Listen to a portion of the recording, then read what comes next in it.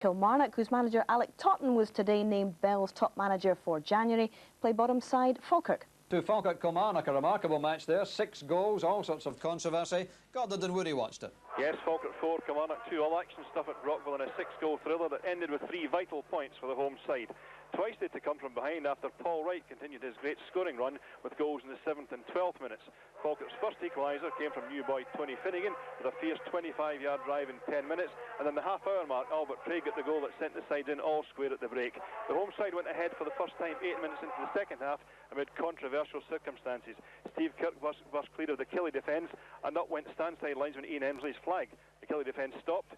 Down went the flag, and Kirk carried on, slipped the ball to Falkirk's other new man, Dominic Iorfa, who had the easiest of tasks to score. And 7 minutes later, Kirk got his own name in the score sheet with number 4. So some light at the end of the tunnel for Falkirk boss John Lambie at the end of a difficult week. The score again from Rockville: Falkirk 4, Kilmarnock 2. Thanks, Gordon. Yes, that certainly will ease some of the pressure on John Lambie.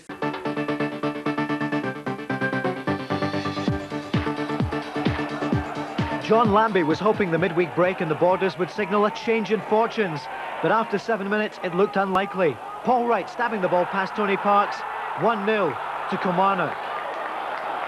But within 3 minutes they were back on level terms. New signing Tony Finnegan grabbed the headlines in midweek for his possession of illegal substances. The ex-Fulham man showed he also possesses a wicked right foot.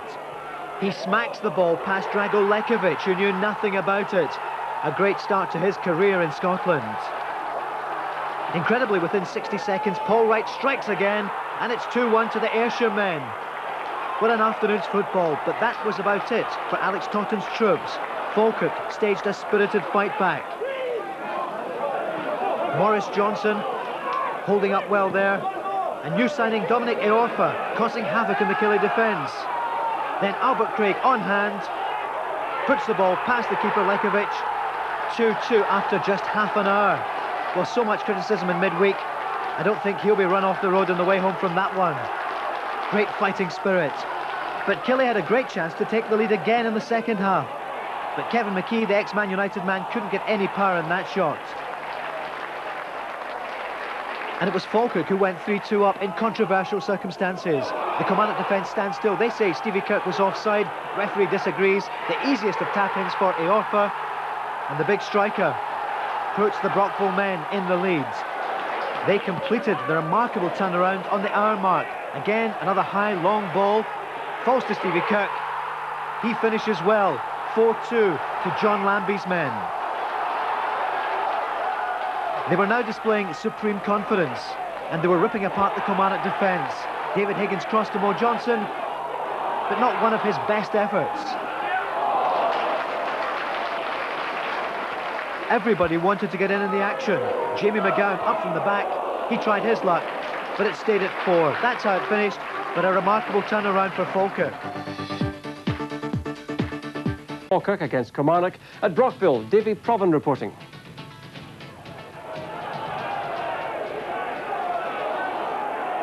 Out of the Scottish Cup and bottom of the Premier Division, John Lambie's Falkirk were up against it early on.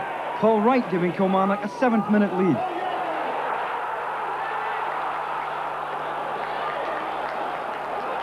Gus MacPherson supplied the precision here with the pass, and Paul Wright continued his purple patch with a deft finish.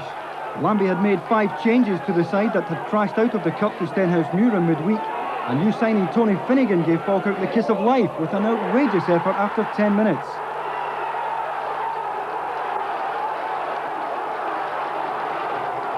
Falkirk level, and an embarrassed keeper Lekovic left looking for an excuse. But a minute later, Kilmarnock were ahead again. Mark Reilly with the corner, and Paul Wright, who else, with the finish.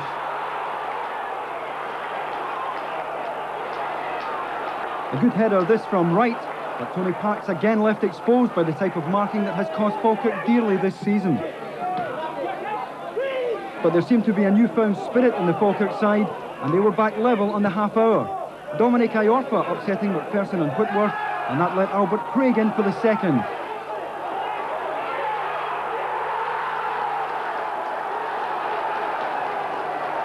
Not the kind of defending here that has seen Kilmarnock go undefeated since the new year, and the tide in this match starting to turn Falkirk's way.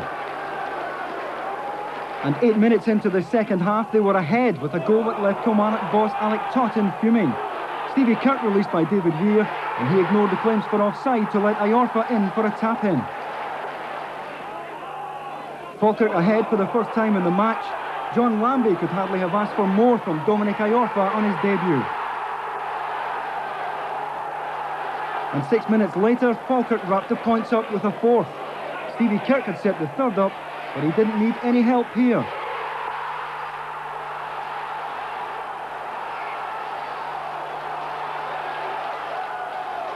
Kirk's goal securing a much-needed win bonus for his teammates, and few would grudge John Lambie the points.